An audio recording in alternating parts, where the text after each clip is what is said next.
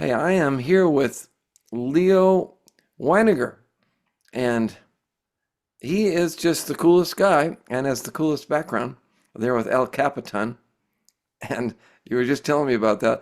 What a symbol that is for what your uplift community is. Tell me about that again. So in 2017, I think it's been now, yeah, 2017, we founded together with a couple of friends, we founded a community called Uplift. And it was small, like I invited my mom and my neighbors to join. It's a Facebook group.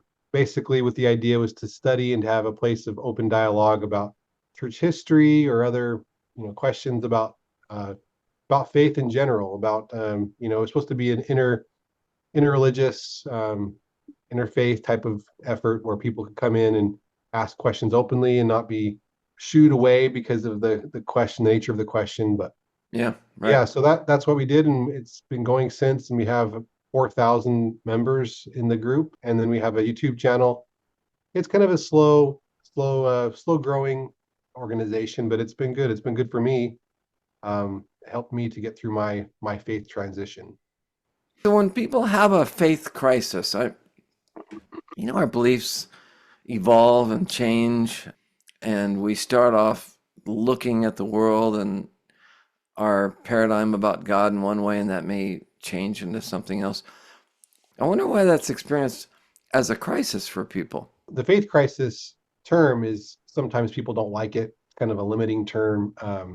Sometimes they call it faith liberation or faith transition. It's more positive. Hmm. But for those that really cared deeply about the church and about their faith in God and their belief in the church, when you go through a faith challenge where you start to doubt what you've been taught, then it can become more like an identity crisis. You actually question your identity as a child of God, all the friends that you have. If you served like a mission with a bunch of your friends, like in high school, like you all go out together, like, oh, we're all going on missions. That was my experience. Then you start to like question, like, or feel like out of place from those friends. Like you can't, It's you genuinely a crisis. It really is. Yeah. yeah, yeah. So, and of course, people that come out the other side, they don't want to refer to it as a crisis because they're like, it was a gift. I'm now liberated from this church, or I'm now smarter or have a deeper faith. So it ends up being a gift, for people. In a lot of ways, they would consider that time that they've, it end up being making them stronger, which is like it has with a lot of things in life, where if you go through a really hard time, it actually strengthens you. But in the moment when you're going through the crisis, it does feel very dark and drearsome. Yeah. It's fun to have faith. And as far as a high demand religion, I would put that as a high fun religion. Yeah. Of all the cool things that we kind of rally around each other and encourage each other to do. Let's encourage each other to pray. Let's encourage each other to read uplifting content and to get our physical bodies in shape and to meet with our families and have fun. It's a funny expression, high demand. It really should be changed to high fun, I think. Yeah. You know, It's all about perspective, right? So, I mean, what are the demands? That's the funniest expression. Nobody's demanding anything. It's so yeah. crazy to me. It's a zero demand religion.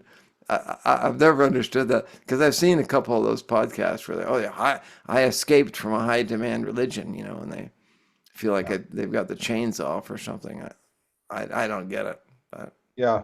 Well, it is a matter of perspective, because people growing up in a church where you're told what to wear, not to have tattoos, not to have multiple piercings, you're told not to drink, not to smoke.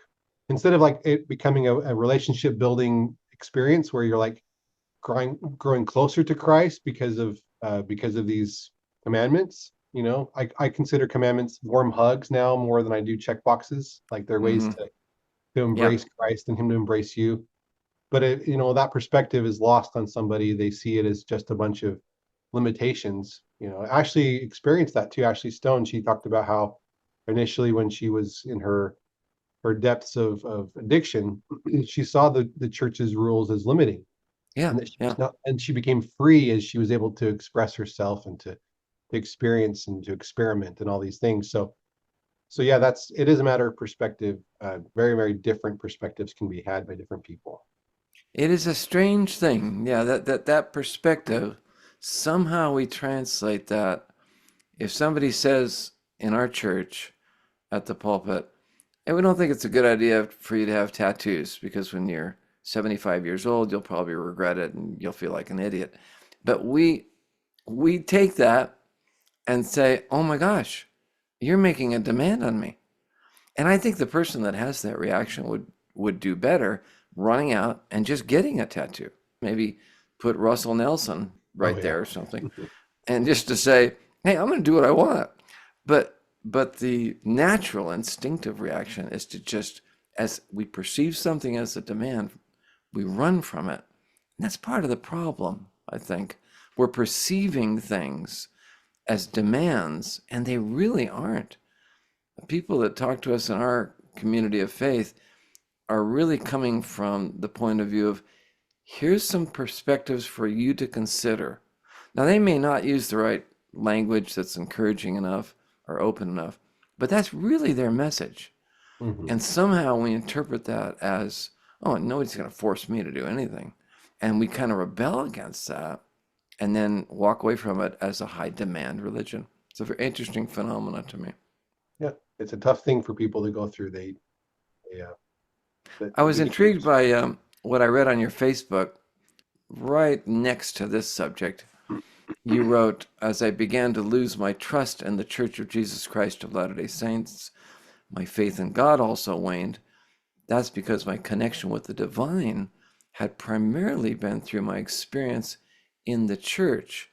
But I was intrigued by the comment from Dorshan, because she writes, so interesting, she said, my experience is the opposite, in that connection with the divine has primarily been personal, and the church was supportive of its development as a conduit. I have not lost trust in God as much as I have lost trust fully using this conduit, my church, as the only one that works best. That's an interesting conversation to me. Hmm. Yeah. Do you get an experience with God primarily as an individual relationship with Him and with Jesus, or is it our religion that delivers that spiritual experience? I don't see a paradox there at all. I see Mhm. something very congruent. What would you say your experience has been?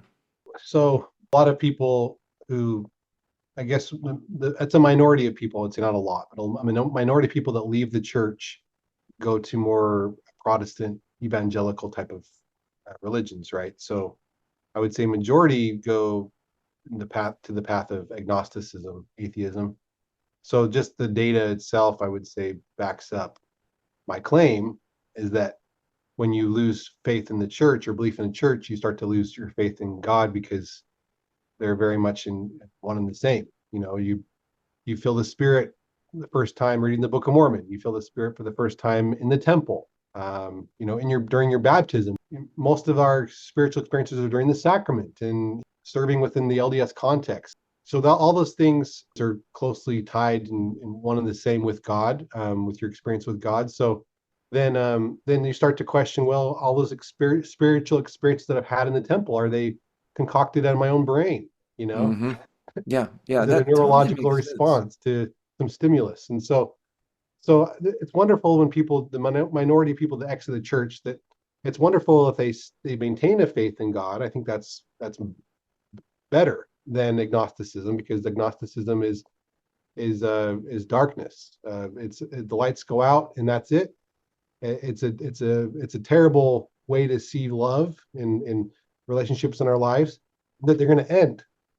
I think that's a Yeah, really it's sad thing. So yeah, yeah. I would say it's good for kids to be able to go to other religions and see, and to be able to have connections with the divine outside of our religion, because it end up having a challenge with a faith with our church, what they're taught in our church, then they can potentially still have a faith in God. I think that's a really important thing.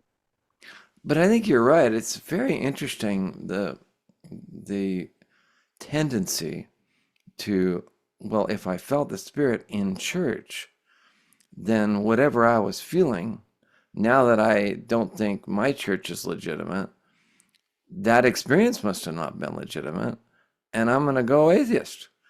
And Yeah. I think that's really true. And I think that what that leads us to is kind of an interesting pushback on the purpose of church, which is that sometimes we say, well, my relationship with God is true, but I certainly don't need a church to deliver that to me. I had this one woman I was talking to on a coaching call had left the church and was having some struggles with a new relationship. And I said, well, do you still go to church? And she said something that I think is a real predominant way of saying things. She said, well, I don't need a bunch of men or people in between me and my relationship with God. And you've probably heard that a lot. What's so fascinating about that is like there's a guy named Stefan who's an amazing educator in our community. But he said people don't leave our religion, they leave their misunderstanding of our religion. So somehow this woman had it in her mind that we were saying, you need these men to deliver your relationship with God to you, spoon feed it to you, or however she saw it. That's not what we're saying. We're saying we have a community of faith. There are leaders in that community, but we are all equals. There's nobody standing in between us and God. The leaders are here to instill an inspiration and an excitement and enthusiasm in each of us to seek after that personal relationship. That's just really clear to me. Hmm. But that's a common misunderstanding that, well, I don't need anything in between me and God. And then they drift away and then they actually lose God too. That's what's very sad about that philosophy and where it ends up. Do you see a lot of that? A lot of the people see that God can be found in other places, and that yeah, I mean it's called deconstruction, right? You deconstruct your belief system, the LDS belief system. You deconstruct your belief in the Book of Mormon and Joseph Smith, and so on, and then you continue on that critical analysis, the tearing down of what you've been taught, and you criticize and tear down the Bible, the New Testament, right? There's arguments against it being an authentic, true work because of X, Y, and Z. So, you can just keep going, tearing until there's nothing left. Like you question reality. Like the new argument is that we're in a simulation. It's actually taking hold. There's a lot of people, smart people, really smart people, who are arguing that we're in a simulation, where this is not real. It's a computer simulation. So, then there's really nothing. My hand is not actually my hand. It's actually a computer generated image. Are there really So, people that are proponents of that? oh yeah, yeah. I mean, Elon Musk is one, and there's a lot of really smart people, outside of him. He's a very smart guy, but beyond him, that are arguing that yeah, this is not real. This is not real. This is a computer. The chances that we're in reality are very, very slim. That's what they're saying. What's interesting about that? I mean, the reason The Matrix is one of my favorite movies is that I've always thought it was really true to life. Not technically a simulation, but very much a simulation. In other words, when we come Yeah. to Earth, everything seems so real. And in a physical sense, of course, it is, but in the long-term perspective of what reality looks like, it's not. Because all the things that really mean something aren't physical in the earthly sense. So I get the traction that people like Elon Musk are probably feeling on that. So that's the problem, is that you start to deconstruct, start to question everything, and what can you hold on to? You know, uh, Right. Right. Even your relationships are just temporary. It's like, Yeah.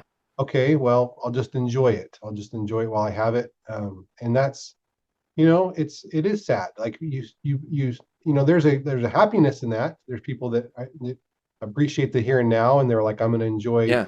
what I have now with my family. I don't know if it's going to last, but I'm going to enjoy it and find pleasure and find enjoyment in life. And they say that I'm happy, and that's wonderful. But But when you really think deeply and sit there and just kind of look into someone's eyes that you really care about, like your little child or your parent or a really close friend, and you look them in the eyes and this really deep relationship that we have, there's so much love that we have. It is sad to think about that not lasting. Oh, go It ahead. is a premier truth that there's a void there when you look in somebody's eyes that you love. Mm-hmm. And that Yep. premier truth is I can sense that what's this wonderful and this beautiful to feel like I do toward you and with you cannot end.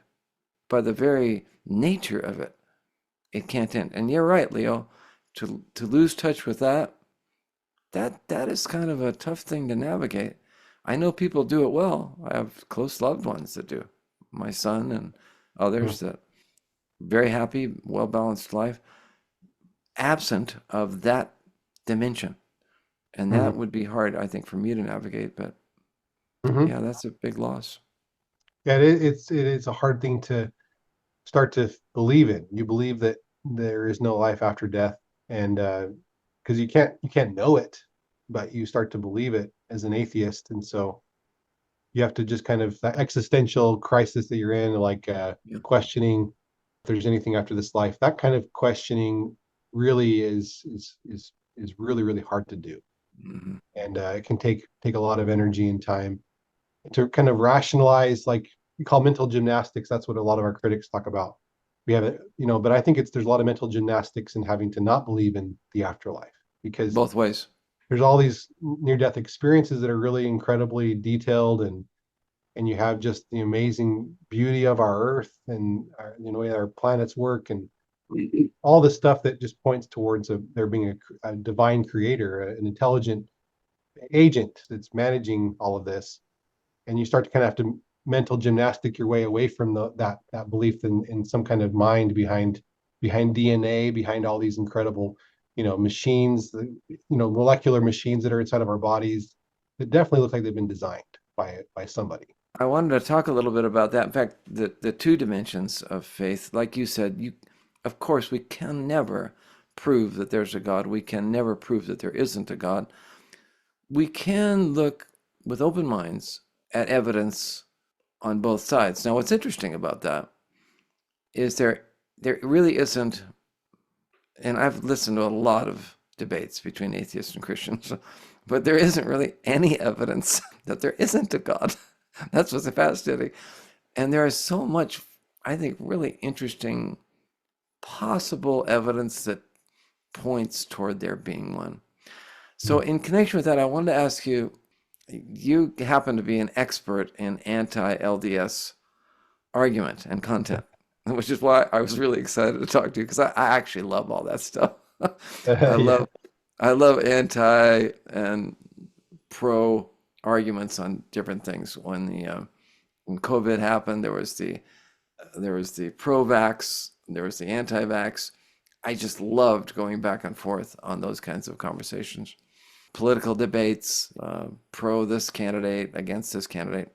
I totally enjoy that because it just opens up my mind and helps me to be at the center of my beliefs rather than just going with the herd and, as they say, finding an echo of my own voice. I just love hearing other voices. But you've heard those voices deeply, Yeah. and I was so intrigued by your conversation with Ashley about that. So, in two paths, one, what have been some of your most interesting realms of content that you have come across in the anti world that you've gotten a really clear perspective on? And number Mm. two, what are the big evidences for you that point to the existence of God and to the validity of inspired and restored religion? And when I say those two words, inspired and restored, I mean that, like David Butler says, God is speaking to everyone in many different ways and in many different voices. So inspiration is flooding the earth in all religions. Then there's what I call restored religion, which is what we believe in. And that's where you get this nice combination. There's a lot of different things, arguments against and then for apologetics, rebuttals online, and you can spend like I said, days, months Yeah. studying the back and forth, which I think some people should. I think that should probably jump in and be aware of the letter to my wife and the CES letter and some of these arguments that are pulling people away or making people question the church and doubt. And you can go, spend time in these documents and online watching videos, rebuttals and things. But I'll just talk about a general principle and I'll share one example to help to minister, to for people to take this and be able to run with it. So the example I'll start with is plural marriage. So that was the biggest thing for me. That was the linchpin that made me question if Joseph Smith really was a man of God, because I saw him growing up in this very, very glorious, pristine light, and he was, untouchable, and never really discussed in our home openly some of his mistakes. Quite frankly, some of the things that he probably could have done better at. you know and we just talked about all the positive, and there was this culture of positivity in teaching the doctrine and the history in such a positive way for so long in our church, and probably for a good purpose. I'd like to understand more about one day when I talk to some of the brethren and probably sisters who were involved in this very correlated traditional messaging. But at some point, I learned about, when my faith crisis really started, I learned about Joseph's plural marriage, and the argument is that he's just a lustful monster. He just wants a lot of women.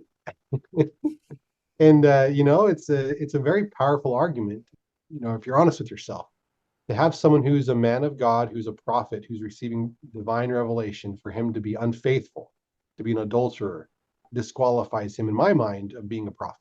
For him to be out there gallivanting around, sending men on missions to marry their wives and all these things. And if I were to see that, that perspective, still today, I would not be a member of this church. Hmm.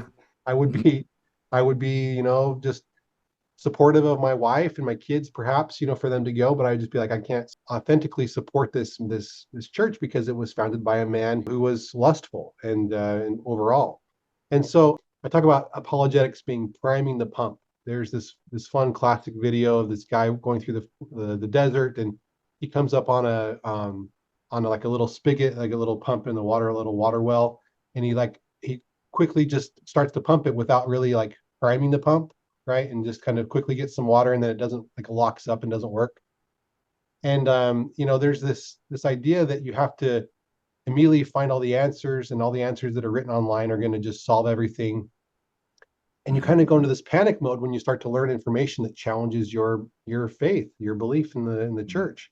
And so you can panic and just kind of scramble and try to research things quickly because you're kind of shocked. There's this unsettling nature of the information. And if you rush to that kind of scrambling, and you don't pause and step back and say, okay, let's really think about this and really examine this, and also try to include, hopefully, if there's a God still, hopefully, include him in my learning process. And what I did with Joseph initially was very much the former, scrambling frantically, curiosity fueling the research and listening to critics because it was new information that was being verified in some, at that time, some obscure sources on the internet. I could find church members confirming the plural marriage stories. I could see source documents and read them, and I was like, wow, really starting to put the puzzle pieces together, that Joseph really wasn't who he claimed he was. He was a ravenous wolf in sheep's clothing. So what I had to do is I had to pause, and I had to begin to re-examine my assumptions, my cynical assumptions about Joseph Smith, and begin to study more of the stories, the histories of the women who married Joseph, or were sealed to Joseph, I would say. That's not just a marriage; there were sealings. And so I started to look at those sealings, and listen to the women. And one day when I was not arguing with someone online, but I have done that, but I was more trying to explain what I thought about Joseph Smith's plural marriage and give some basic apologetic responses to this, to what Joseph did. Presentism, like back then, older men would marry younger women, and if they're old enough to like work on the farm, then they could get married, that kind of thing. And I started rationalizing it through my responses, that are things that I heard online of parroting the apologetic responses. And this is my experience, but my hands kind of got frozen. My mind was frozen there all of a sudden. I couldn't type, and I was like, I just sat still, like I couldn't move, and I felt like God would like put His hands on top of me and said, "Stop." And I was, my tongue was tied, but physically, mentally, verbally, all these things. And so I quickly got down on my knees and I started to pray and said, "Heavenly Father," I said, what is this? I can't speak.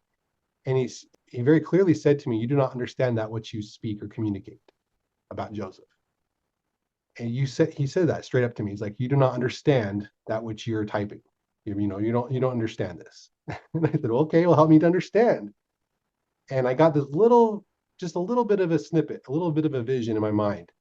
And I saw Joseph and Emma sitting on their bed talking about what he'd been commanded to do.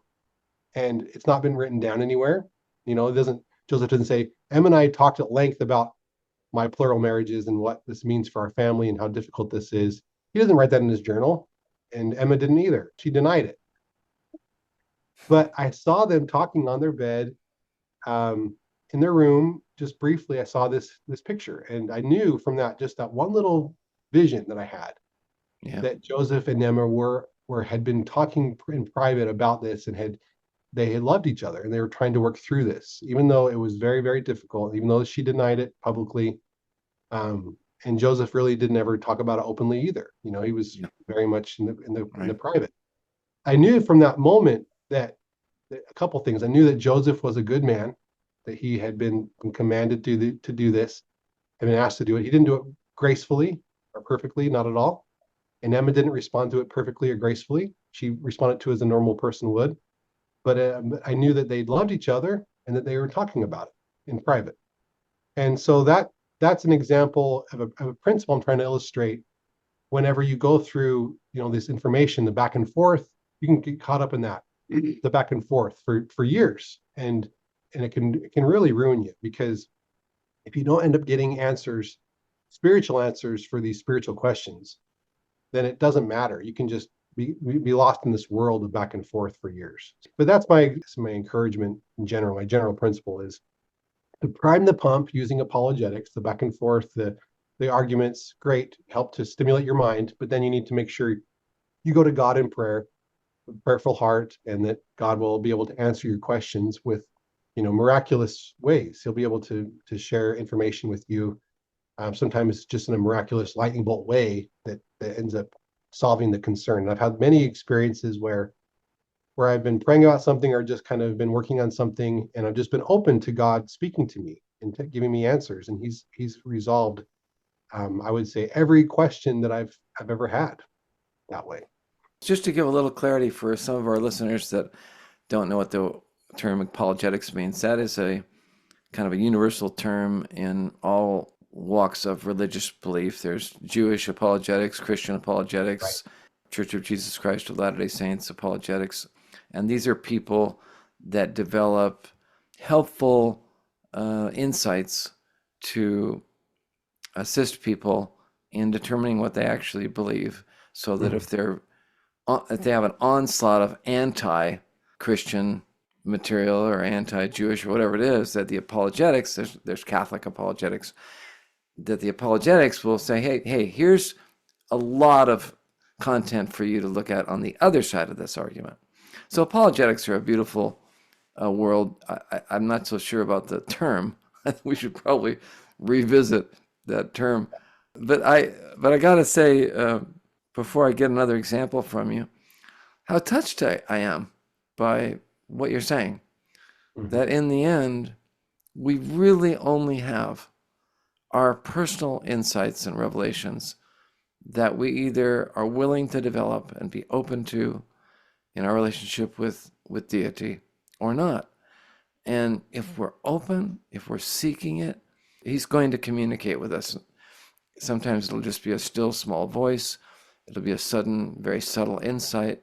Sometimes it'll be kind of dramatic, like the quick picture that you had of Joseph and Emma. But I'd love to hear some other examples of different content that you came across that you continued to search out and have experience with. Yeah, I mean, of course, there's all the different criticisms. There's a lot of evidence for the authenticity of the Book of Mormon, being an ancient record, that you can read extensively about that. Book of Abraham, these criticisms that we're facing. Joseph, of course, Joseph Smith and Brigham Young, the early polygamists in the church, and their nature, uh, their polygamous relationships. Um, I'll talk about more of a contemporary argument against the church that's been challenging for some. So one of the biggest criticisms that we face is surrounds this guy Steve Hassan's bite model. So there's different ways of controlling people in behavioral and BITE, behavioral, informational, thought, and emotional control. So those are the four ways that he's studied that different kind of would say cults control people or organizations control people. And a lot of our critics have taken that model and just run with it. You'll study cults and they in the leadership, they will control the adherents through their behaviors, through the information that's given to them, through what they can think, and also what they can feel, their emotions. Hmm. And so it's very controlling, top-down controlling organization. And of course, every organization can be seen as a cult. You can work for the government. You can work. You can go to the military. You can go go to college. You can work for any corporation, and you can feel like it's a cult. Because they control the culture. They control what's information that's been given out. They control your behavior. You have to go to work. So basically, it can be applied to almost any situation, and that's the criticism that I think that Hassan faces, is that it's not a very powerful argument because it just can be applied everywhere. But when it comes to the church, this argument against the church that we've controlled people's behavior through commandments, right? Very simple. We've controlled the information because historically we've had this correlated material, like where Hmm. the church leaders will say, here's the manual for this year. We're going to study just study church approved sources for this year, for that kind of thing.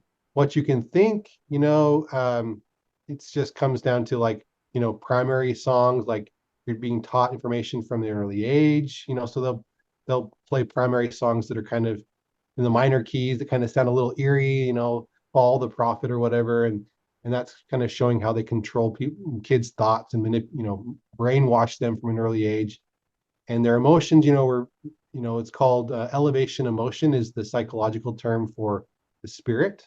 People will say, well, you're feeling an elevation emotion, which is like, I'm having a spiritual response to some stimulus, right? Or this neurological response. So if I'm in, a quiet place, like in the temple, and I'm, there's a chance for me to be able to reflect and to meditate, then my mind is going to be calm, and that's going to be like this feeling of like happiness, that wave of joy that comes over you is just your mind. It's a product of a frenzied mind, like Korihor would say. Yeah. um and so that argument, if you look at it that way, like as I've laid it out, is our critics will talk about limiting our ability to have informed consent. And so that's the biggest argument that I think that Hmm. our critics have been plucking that piano note for a while. And where, like, for example, someone gets baptized and they say, well, you should be able to get baptized, you have to be able to read, you should read the CES letter before you get baptized. You should talk to me before you get baptized, because I'll tell you the truth, the unadulterated truth about Joseph and Brigham Young and all these guys. And you need to be informed before you consent to baptism. Hmm. As an adult, as a kid, you need to make sure your kids know about the rock and the hat, and you have to know about the true reason why Joseph was murdered. Is because of all these Hmm. other issues, and Hmm. so on. So they just feel like, Yeah. we need to inform all the our consent, where we're like saying, you're fully transparent as a church. You need to have, Hmm. this disclose all of your finances. Where does all the money go? And this is just a very powerful argument for an organization that is very much, founded on this idea that Jesus Christ was out and he walking around and he said, "Come follow me." To some fishermen, they're standing there, doing their job, and he's like, "Come follow me." this is what's going to happen to you. You're going to get stoned, or you're going to get persecuted, or you're going to get thrown in jail. You're going to get murdered. You're going to be a martyr eventually. You're going to die because of this. He didn't say that to these guys. He didn't inform their consent. Yeah, talk about informed Awful. consent. Yeah, that whole thing unraveled there with Jesus. Yeah. He manipulated them. He pulled the wool over their eyes, because they didn't know what they're going to get into. That was what they're signing up for years of traveling around and preaching and getting spit on and eventually killed for what they believe. No, that there was none of that. It was just come follow me. It's going to be hard. But he didn't even say Yeah. that. He just said it's going to be wonderful, probably. Well, and I think to go along with the informed consent argument, he also didn't tell them that he was God. And when No. he announced that, many of his disciples said, "Okay, that's it. I didn't know this guy was going to go down that road. This is No. crazy." I mean, that's a perfect example, I would Yeah. say, of how about telling us from the outset that you're God? And he Right. was just saying, like you said, Leo, no, just come follow me, and we're going to roll with this. And I think all religion is kind of in that same position. Yeah. Yeah. So I don't know. There's this balance, right? I think missionaries Yeah. do need to do a better job preparing. They're young, but they need to do a better job preparing for, these situations where they can have a bit of an informal lesson about, hey, let's talk a little bit about some of the criticisms you might see online. I need to be informed about those because when investigators are asking, or starting to study, and they're not going to just like get baptized into this church without studying anything. Some of them may do, but a lot of the smartest ones, people that are joining are actually researching extensively, online before they would join a church and pay us money, 10%. So missionaries, of all ages need to be well informed of the gospel topics essays and some of these apologetic arguments. And many of them are going out more prepared, but it took a while for us to get there. I Sidebar. think that the value of that balance you talked about, there's got to be a balance between pouring gobs of doubt into people's minds unnecessarily on one side, and on the other side, of having them step forward in total blind faith. I think the beauty of what's called apologetics is that we're at least trying to create an equal playing ground so that a person can enter into a question with the ability to finally and ultimately have his discernment actually working, Mm-hmm. and his sense of what do I believe? What, as I look at this issue of whether there's a God or whether there's inspiration in current religion or whether there's restoration in religion, all the different questions that we're in, what do I think? And that's why I love that story you gave so much. And I want to hear more examples of that. I think you had another one. But the reason it's also important to me is that people aren't coming into the question of faith with an equal playing ground because the voices of anti and the arguments against are so pervasive right now. It's so loud, like Ashley once said, that there's people like Ashley, and hopefully I can contribute with having guests like you that turn up the volume on the other side of the argument so that then, not to convince a person, but to at least make the playing ground a little more neutralized Yeah, a so little. that you Yeah. can actually think straight, feel your what you actually feel by your this God-given sense of discernment that can be totally clouded out by voices that are just so loud that Mhm. it drowns out your own natural discernment.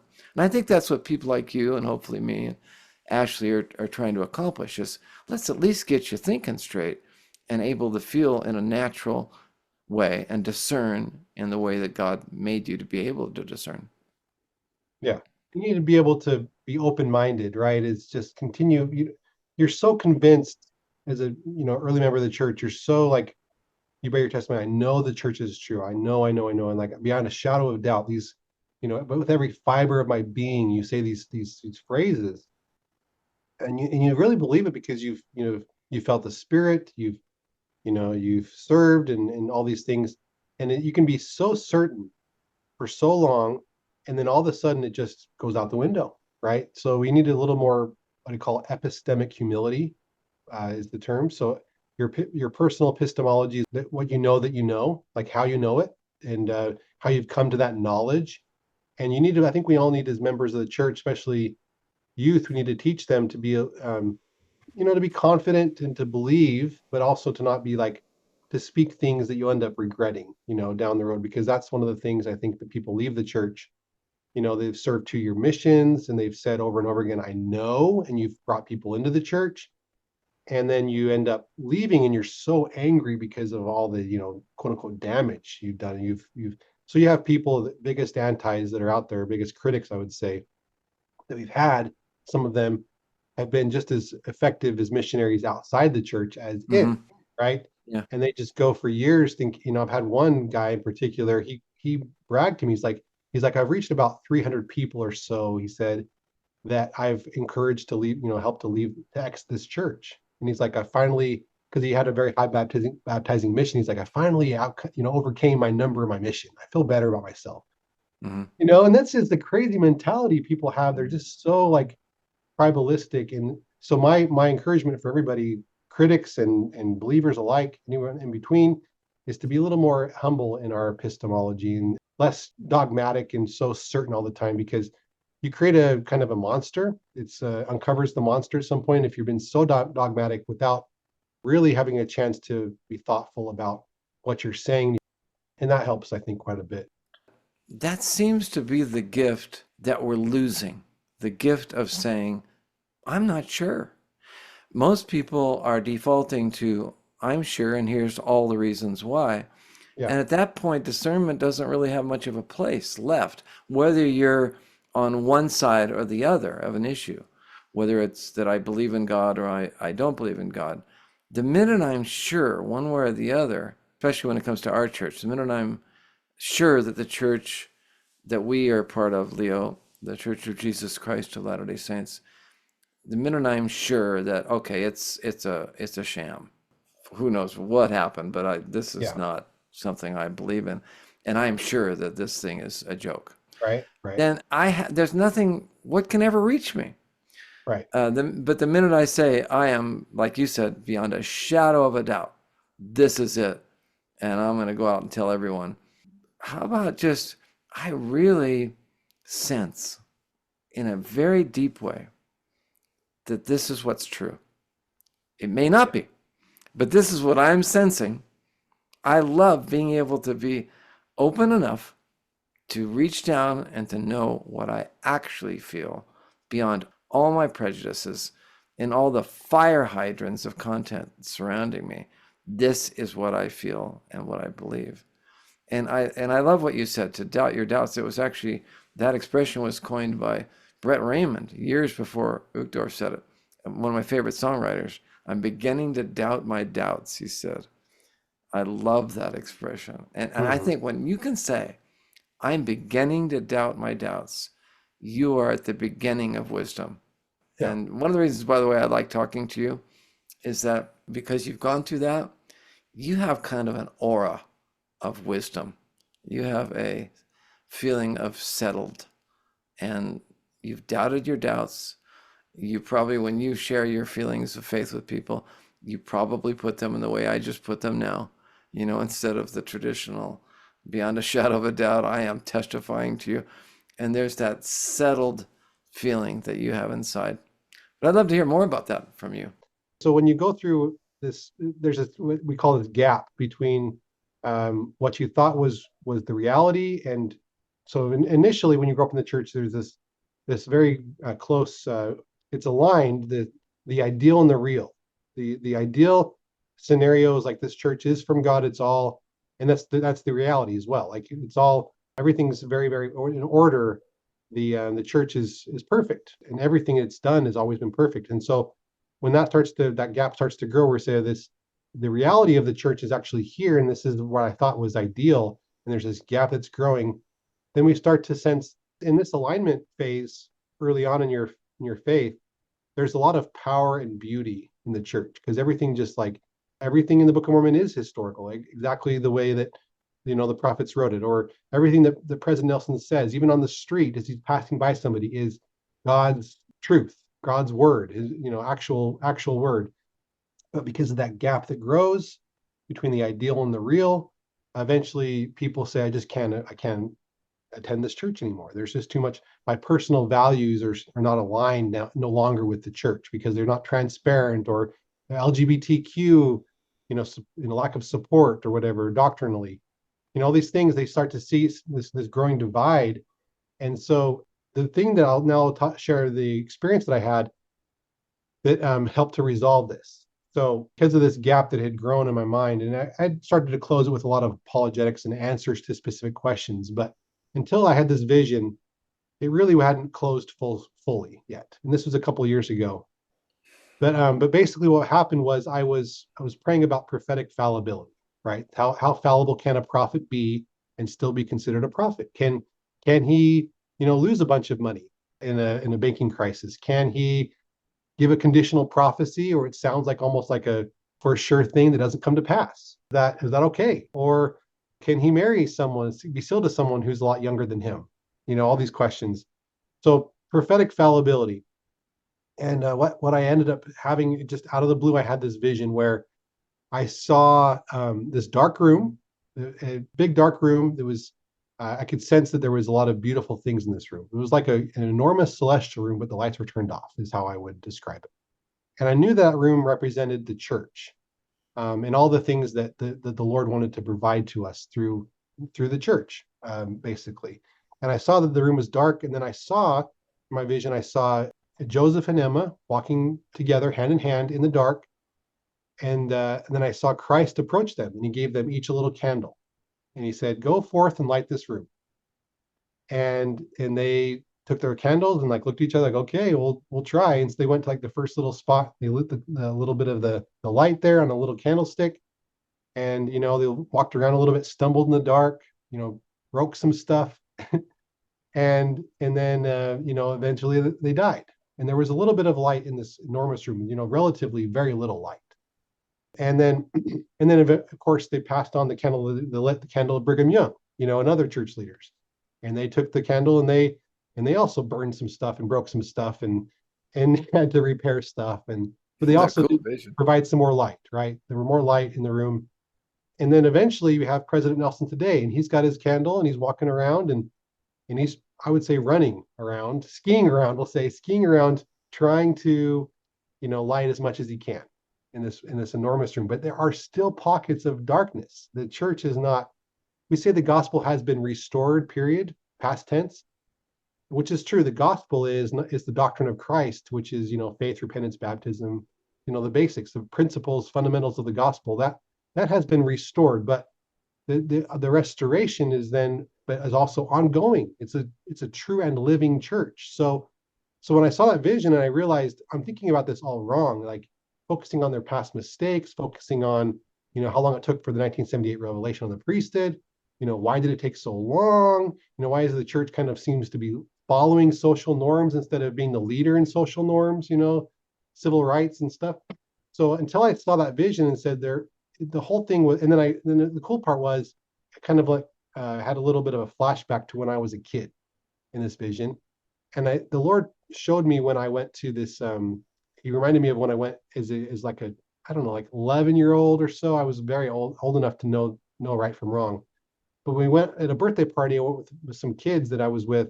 We went over to this construction site, and this big apartment complex was being built, and there was no construction workers because I think it was a Saturday or whatever. And some of the kids started throwing rocks at the building for fun. And I started throwing a rock, and I broke some of these big old nice windows with rocks. And I was like, this is awesome. This is fun. There's no one here. We can just, do whatever we want. I kind of knew that it was wrong, but I didn't really, in the moment, didn't really care, and whatever, peer pressure or whatever. And then I went home and I didn't say anything to my parents about it. Mhm. And a couple years later, my mom sent me out with my dad to get some fast food one night. It was just a daddy son hangout. And my dad, I remember the actual drive-through when he turned and looked at me and he asked me, he's like, "Hey, did you ever break any windows?" That's crazy. And I looked at him and I was like, how did you know? And I guess my mom had been talking with the parent of this kid. And they're like, parent's mom was like, hey, do you remember when our kids broke those windows? Isn't that funny or isn't that Oh, sad or whatever? So my mom learned about it a couple years later from just talking casually with this parent of this mom of this kid.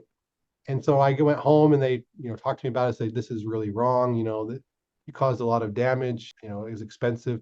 So my dad contacted the owner of that apartment complex. We went back over. I remember going into the actual building and meeting with him, and my dad wrote a check for this guy, to pay for the windows. And I probably a few $100s or something. And it just taught me so much. But I remember the Lord reminded me in that flashback, he said, do you condemn yourself, your 11-year-old self? Do you condemn that kid? And I said, no, no, Lord, I don't condemn that kid. I was naive and, stupid and didn't have a fully, functioning developed prefrontal cortex. And please, don't condemn me. And I don't condemn myself. He said, well, then don't condemn my servants for operating with limited light. hmm. And so I said, okay, I'm not going to condemn Joseph or Brigham, anybody, President Nelson, Nephi, the other prophets in the Book of Mormon for maybe writing in a way that sounds like they're racists, however you want to see the skin of blackness in the Book of Mormon. Well, there's all these additional things of light that are coming, and we cannot condemn even ourselves or even the people today, the leaders today, for operating with relatively limited light. They don't have all the light. It's going to take time. And so anyway, that solved everything. I don't have any more concerns about the Book of Abraham translation. It's not perfectly matching the papyrus. Who cares, man? It's beautiful doctrine in there.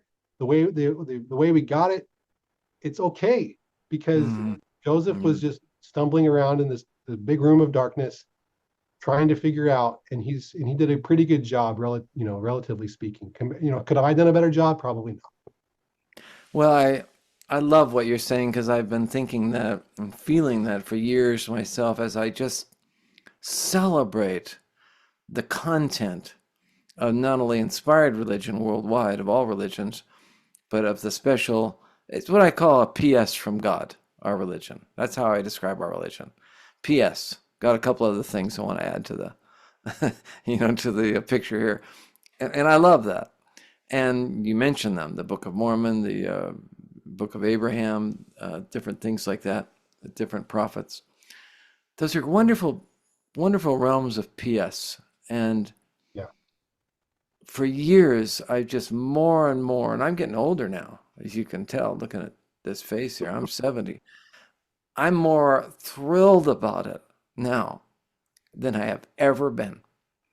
Because when you can sweep away, as we talked about earlier, both sides, and you can say, don't give me all of your propaganda about how something's completely true, undeniably. And then the other side, don't confuse me forever with some of this anti stuff. Let me get out some of the apologetics and neutralize the whole realm, neutralize the landscape. What's left? I just look at the content. I just let myself feel what I feel about it, whether it comes to the Bible or the Book of Mormon or the Book of Abraham, all those different sources of content. I look at what I feel in following some of the traditions that our religion encourages. I just love it. And it just fills me. And if something gives me a sense of light, like Alma once said, if you start to feel that swelling in your heart, then I love what he went on to say. Is that not evidence that there's something good and true here? Yeah. And I've loved one of the podcasts I did with Michael Wilcox, and a lot of people are saying the same thing, which is that the starting place for most of us is going to not be the word true, but the word good. When you feel that goodness, then you can eventually migrate over to, well, then it must be true, like Alma talked about. And that's fine. But the real celebration starts in the word good. This is good. I can feel that. All of this, and like what you started off saying, when you look in the eyes of one of your children. I mean, I have wonderful children. I love looking at their little lives and in their eyes and talking to them and Mhm. video calls and just celebrating the fact that in some sense a sense we don't understand, I'll always be able to celebrate those relationships. And I love that. And I Hmm. can feel it all. So I love the fact that you've concurred with that. Hmm. Yeah. So continuing in the conversation we've had about breakthroughs, what's been another kind of stirring breakthrough that you've had when it comes to anti type content and the the perspective that you ended up with? And of course there's the basics, which is, I think it was you that said this. I think it was you that I heard on Ashley's podcast. Almost all anti-LDS content comes down to one question: are men perfect or not? And if you finally, was it you that said that to Ashley? And if you finally realize that they aren't perfect, that pretty much ends 95% of any discussion. Yeah, And and that's it's so not true. it.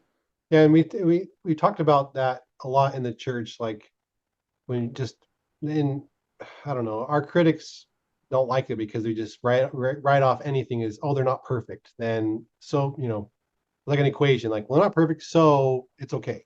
But I think we need Mhm. to go deeper than that, Yeah, because there were people that lost their money in the financial crisis, the bank collapse, and there are people that lost a lot because of plural marriage, for example. There's a lot of stories that are heartbreaking, yeah, because of these things that went down. And so when people's lives are impacted negatively, we have to be more thoughtful and caring and empathetic to people. yeah, yeah. So glad you said that.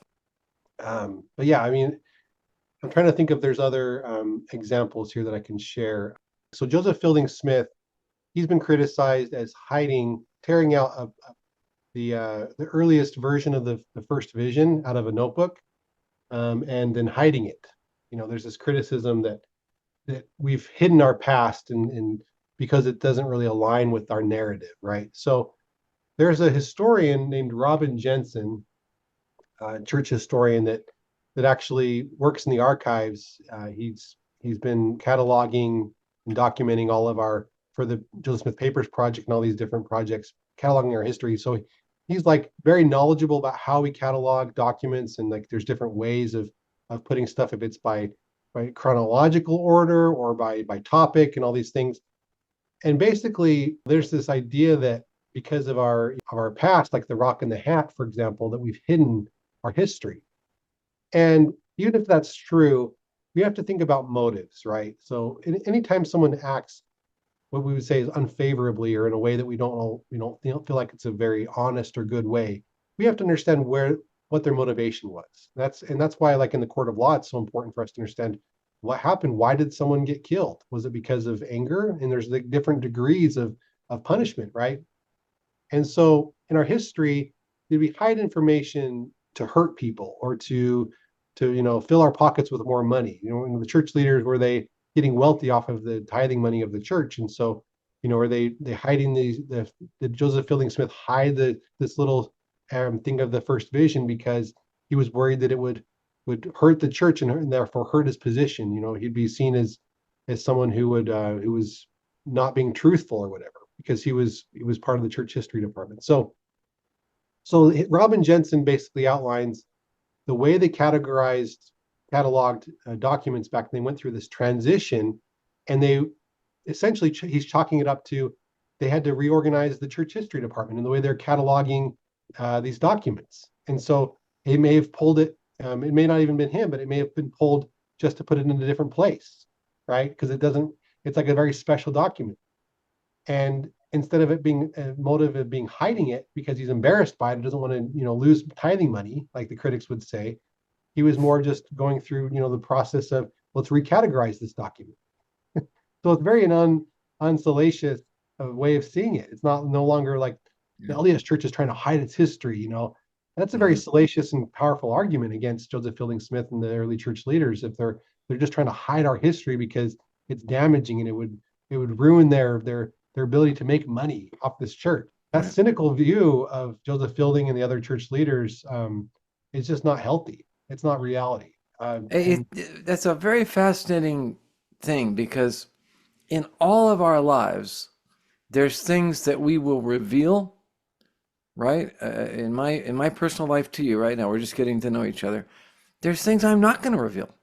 And Hmm. it's not like I'm hiding them.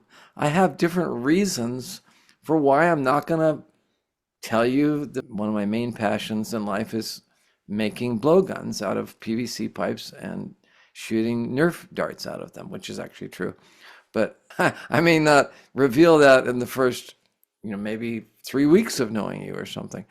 Right. So I love the way you're contexting that, because when you context a story like that with this doubt and cynicism, it's just so sad, because that usually has nothing to do with why a person, maybe in the example you're giving, didn't bring out this one, what was it? The one version of the first vision, I guess. Yeah, it's the And 1832 history of Joseph Smith's first yeah, vision.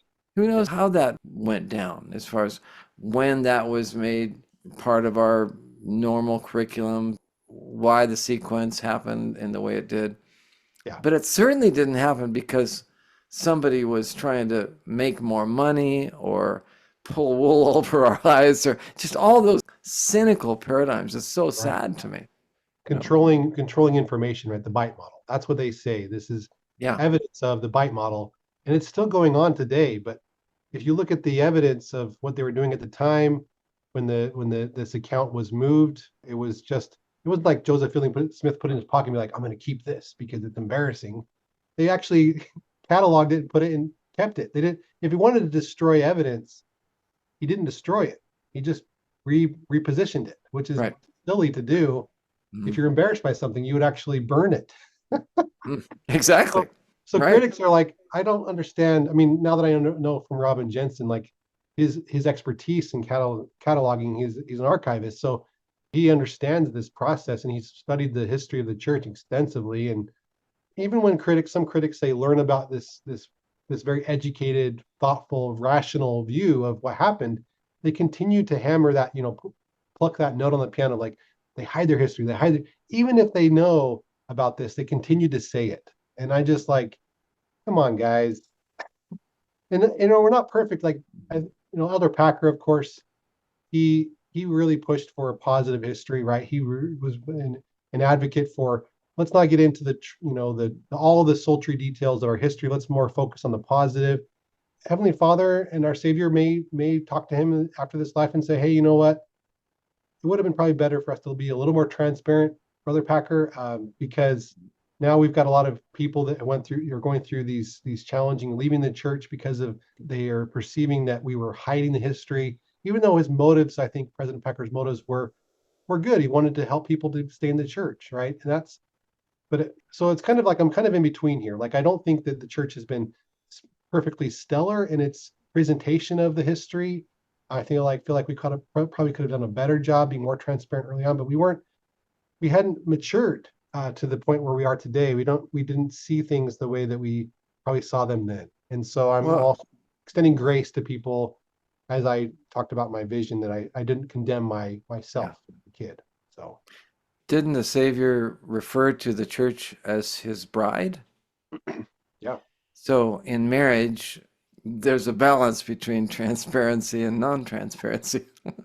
And just like I yeah, mentioned before, when Jesus failed to say, I'm God to his disciples, I think the same thing is true today. There's this very delicate balance of, how much do I reveal to the church, my bride, that Christ is sort of guiding his leaders and saying, here's how much you should reveal. In my opinion, I think we got that wrong, just like you kind of implied a second ago. I think it would have been a much better balance to be much more transparent from the get-go. I think that would have yielded a much better result than the path we went down. So, yeah. Well, even if it's like I think all wrongs we made right at some point. If it's not in this life, it's the next. Even people that feel like they were deceived, eventually, I think there's going to be an ample opportunity for them to feel like they weren't deceived. It was just a matter of yeah, process and taking time to figure it just out. finding that balance in the best way they could. And like you say, you could be right. They might have done a great job of it. I remember when you were talking with Ashley, and you described that your journey of understanding and faith took you to the point So I love your story so much is that it took you to the point where you were just about to write your letter to the church saying get me off the records, right? You were that close, right? I thought about it. I didn't have a letter in hand, but I considered that possibility, but I didn't Yeah. actually have a letter in hand or. Letter was in your mind but not on the paper. Yeah. So, but then you just kept yourself open Hmm. and had this wonderful journey that really has led to your rejoicings of wonderful beliefs, right? Yeah. Yeah, it ends up being a good thing. I mean, like I said, through Christ, all beauty from ashes, right? So yeah, the way that I can worship now, when I go to sacrament and I'm sitting there, I'm able to worship simply. For a while when I was going to church, I was just criticizing, the patriarchy up on the stand, like why aren't there women on the stand? I was just like going through all these like criticisms in my mind of like these guys don't understand what Joseph did. I'm smarter than everybody else here. Looking around like all these people don't even know their own history, and that I was just like so egotistical in my pessimism, in my cynicism as an agnostic. I just felt like I was above everybody because they were all dumb sheep, following what they thought were to be true, and listening to kids bear their testimony is like just cringe. It's like, oh, you don't know what you're talking about, kid. And so it was hard for me to. It was called cognitive dissonance, right? You're sitting there, Mhm. and my values didn't align with what I was experiencing in church, and so I'll just share an anecdote here, which is funny. I've got a loved one who once this person has left the church a while ago and is an atheist, but I've got a loved one who we went to a baptism together of an 8-year-old baptism in a family. And as we were walking into the church, this person said to me, they said, "Hey, where's the nearest fire extinguisher? Just keep your eye out for that." And I was like, "What?" And and they were like, and I was like, "Well, why? What's going on? And you're worried about fires or something?" And they're like, "Well, I may spontaneously combust at any moment because I know I'm in hellfire. I'm in a space of damnation where I'm so evil that I could just burst into flames because I'm in this church building." And it was kind of a joke, but it was kind of there's always a little truth in every joke, like the person was also kind of like, we're felt very uncomfortable being there. And so for a long time, I was very uncomfortable at church. And at some point, I was able to begin to worship simply. And I'm able to sit there and see the sacrament as a beautiful, simple representation of Christ. And I'm able to focus on that. And I've got all these other things that I've processed, I've gone through in my mind. I don't feel like I'm such a egomaniac now with church history. Like I know more people than other people in my church, in my ward or whatever. I'm now able to just sit and just worship simply again and appreciate the simple emblems of the sacrament. And it's a beautiful thing. And so I feel like even though with all the knowledge that I have, Christ has been able to help me to recenter and to refocus on just Him and the basics. And I'm a primary teacher now, and we're just focusing every week on the basics of the gospel, and it's beautiful. And it takes a lot of time. You could say mental gymnastics to be able to compartmentalize all the things, all the criticisms that I've seen. But as you people that go through this and then have this depth of experience, it ends up becoming a very beautiful experience going into to church and to be able to worship with other people in their own journey, wherever they're at. If they're very simple minded believers where they don't have any kind of church history knowledge, I don't condemn them or like, Right. I don't I down on agree. them for that. I So agree. yeah, I agree 100%. Some people don't really need to travel that road of looking at two sides of an argument or an issue, yeah, and I right. think that's wonderful. They just have a simple faith. For me, I love digging in and just giving that breadth and width of a picture so Mm-hmm. that Mm-hmm. so that I can have an even deeper understanding of it, which is I think what you have and what you've shared. So Yeah, it's wonderful. yeah. How many hours do you think you spent studying all the big anti issues? I know that I calculated at some point over a few years, I calculated a couple thousand hours. Oh And my goodness. every day, like, would just be as much as I could, I would just all the time. Now I'm kind of just, quietly serving in my calling. I'm kind of relaxed more now than I was years Yeah. ago. And it's not that, like you said, it is all a lie, but that has a specific and special meaning.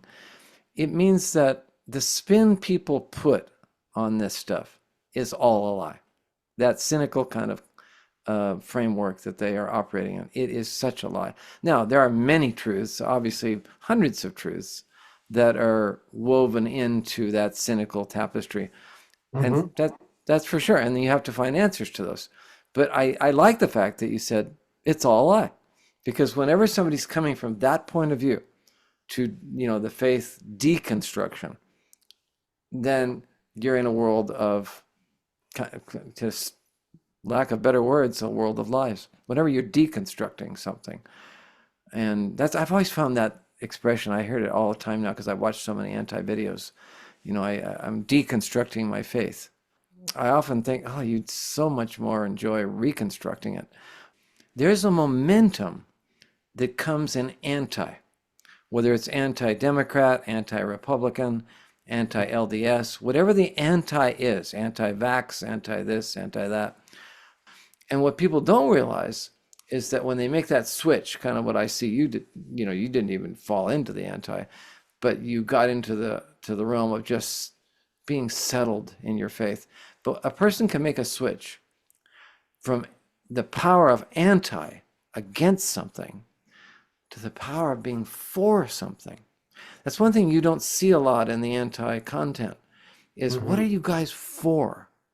And they're missing the real power of positive, joyful experience that humans potentially can have when they switch from I'm against something to I'm for something. And I would make that analogy to marriage. Either a husband or a wife is anti a list of things about their spouse, or they are for all these great things that are possible with their spouse. And they are for the great life that's possible in this marriage. It's just a really clear, distinctive space difference between anti and pro something. And the anti world, it's funny because a lot of people that leave their religion also leave their spouse. Those two things go together a lot of times. Hmm. Hmm. And either they leave their spouse and then they leave their religion, or they leave their religion and then they leave their spouse. So, and then some spouses leave their religion together and they kind of feed on that anti thing. I think that's going to be short lived. My sense of marriages that kind of feed on that anti thing. I've seen a lot of those couples online just really enjoying their their war against religion, you know. Hmm. And Hmm. but which leads me to my last question. We've talked about it before, but maybe some closing thoughts from you. What has drawn you back, especially in the years of your research? What has drawn you back through that anti-swamp? What are the overarching themes about religion, and about ours in particular, that always seem to draw you back and cause you to dig a little deeper into all that anti stuff? So the first thing was the question that Stephen Harper, that's my story, was that I emailed Stephen Harper at BYU, professor that I had at BYU, the concerns I had about Joseph Smith. And he replied to my email and said, he said, based on these facts that you're aware of, are you now open to re-examining these new assumptions and maybe trying again, not being so cynical, trying to maybe see these facts in a different light, perhaps, and try to hold on to what you thought you knew was to be true. Try to hold on to those feelings and thoughts that you had. But the most powerful thing was, re-examine your assumptions. Just be open, stay open, instead of just becoming a warrior against the church. And so that sense of openness, like I had lost because of my curiosity, it basically put my blinders on.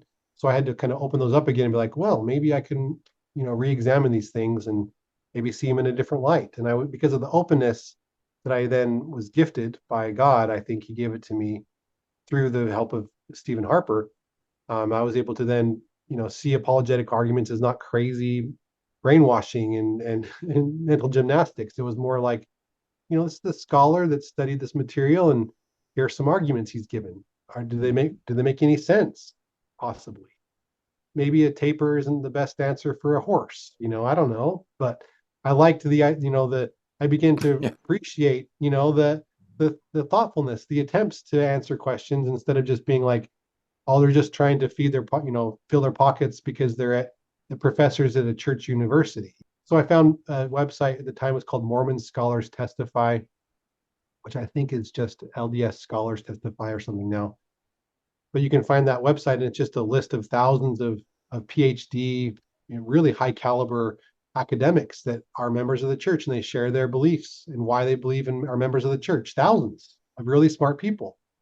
And so and that first thing was re-examine and then being open to information, prime the pump, like I talked about, the apologetic pump, so that you can receive revelation, based on the information that you're getting. For me, at some point during my faith, rebuilding, I actually kind of like, whoa, that kind of felt good. Like I'm not like we're not on the losing side. We actually have some like a little bit of bite in our Hmm. approach here. Now I'm not so much into any kind of apologetics as much as I am just being available to talk to people if I can help. Yeah.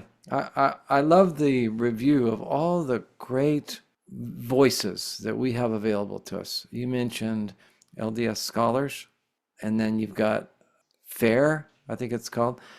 And hopefully, as a resource, if any of you that are listening right now are just wondering what you believe and are waist deep into anti stuff and want to give yourself just a little more air of kind of reasonable possibilities for each side, these are great resources. Well, Yeah, Leo, I want to, yeah. I can't thank you enough for what you Thank you, John. radiate, and what you've shared with me today. I am so uplifted. Hope we can talk again. And is there Yeah. anything else that you'd like to share as far as your insights on life so far to any of the folks that are listening? So my testimony now, like Alma 32 talks about, is just I've experimented, and I've seen the good and the bad, everything in between. I continue to research, continue to look at things as I have time, but my testimony is that there is a lot of light and power and beauty in the Church of Jesus Christ of Latter-day Saints. I've seen it. When I've been open to it, I've experienced it, and it's beautiful to me. It rings true to me. There's a lot of good fruit that is in this church, and it's producing more and more good fruit. And if we can have, my testimony is that if we can have a more positive, open-minded perspective on things, that the Lord can really speak to us. He can come in and rescue us from a mindset of pure cynicism that I was in for so long. God can rescue us.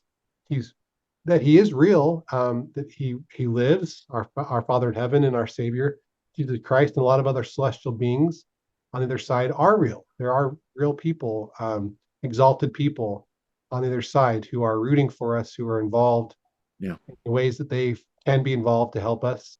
They're reaching out, they're available. They want to have us succeed and to bless us and to guide us and to lift us up.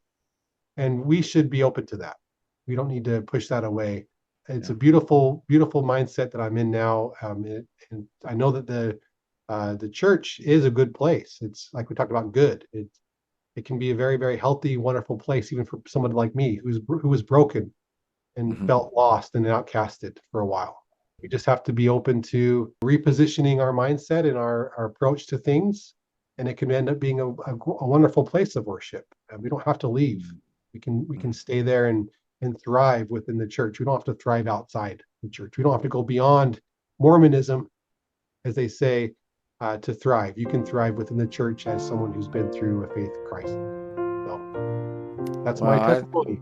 Yeah. I just love that testimony. That really resonates with me. Well, thanks again, Thank you, John. and we will talk soon. Okay. Appreciate you. Okay, buddy. See ya. Bye bye.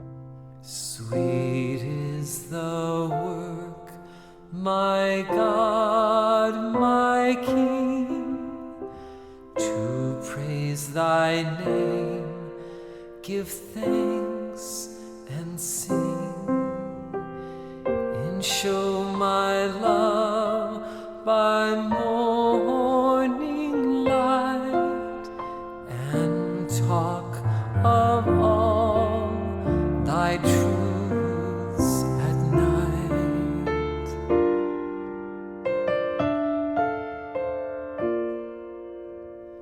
Sweet is the day of sacred rest. No mortal care shall seize my breast. Oh, may my heart in tune be found, like David's harp of solemn sound.